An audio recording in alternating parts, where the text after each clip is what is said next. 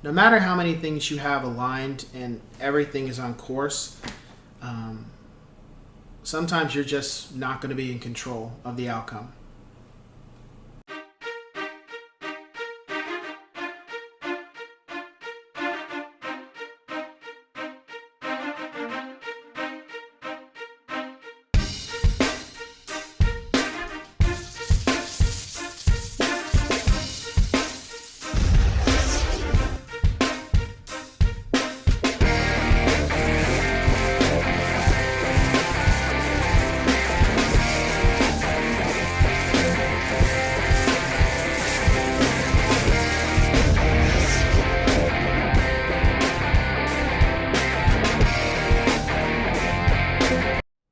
What's going on, ladies and gents in Cyberland? Coming back to you with another real estate content video.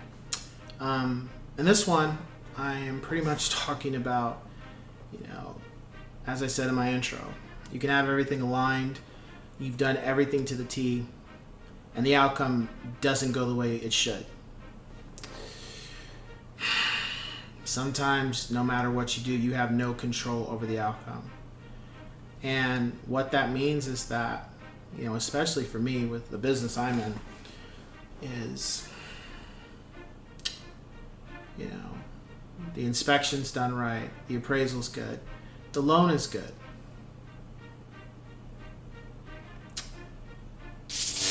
And we don't close escrow.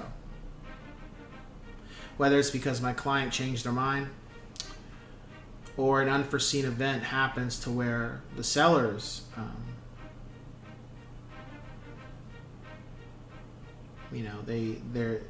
they can't sell the home or a major catastrophe. Now, I don't recall this ever happening to me, but I do recall a situation that happened with my mentor. And they were in an escrow. And everything was going fine. Like, the escrow's about to close. And literally, I think it was a week and a half beforehand, a tree fell on the seller's roof and completely did a huge amount of damage to it. And they were supposed to close. And now, it didn't look like that was going to happen. And I remember my mentor was really stressed, and I was just like, is there anything you want me to do? Anything I can do? And he was just like, no, it's just these things happen. But he was just like, what are the odds, And I said, yeah, I know. And I, even though I wasn't involved with the transaction, I took the incident and I put it in the back of my mind to, if anything ever arises with me and my client, just understand that some things, it's not what your client did, it's not what you did, it's not what the other side did. It's a natural situation that neither side has control over. And sometimes the escrow's not gonna close, or it does, but it might take longer, and it could hold up situations on either party, and it's not much you can do about it. There's nothing, you're not in control. All you can do is do your job and try to negotiate how to resolve the situation, and hopefully things will work itself out. But that's it. You can't dictate things to where you want it to be the way you want it to be, because it should be that way, especially when you did everything to the T. It's not always the way it's going to work. I've learned that too with my own experiences with dealing with my family, friends, even my own goals I set up for the day or things that I had planned for the week. Sometimes they're not always going to happen, every single thing, because hiccups happen. Had an incident with my sink, and it was leaking, and we had just had some work done to it, I don't know, like 2-3 months prior, and this had to get resolved. And at the time when it did happen, all I could do was just put a bucket under the sink, and I had to go do the next set of errands that I had to take care of. At one point, I bought all the parts to replace it and get everything resolved, and it was still leaking.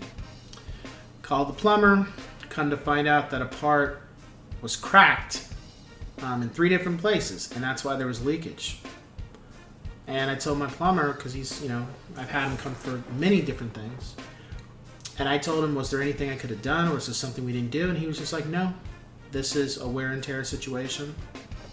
It's out of your control. The only thing you could do is replace it, but how would you know if you never experienced it?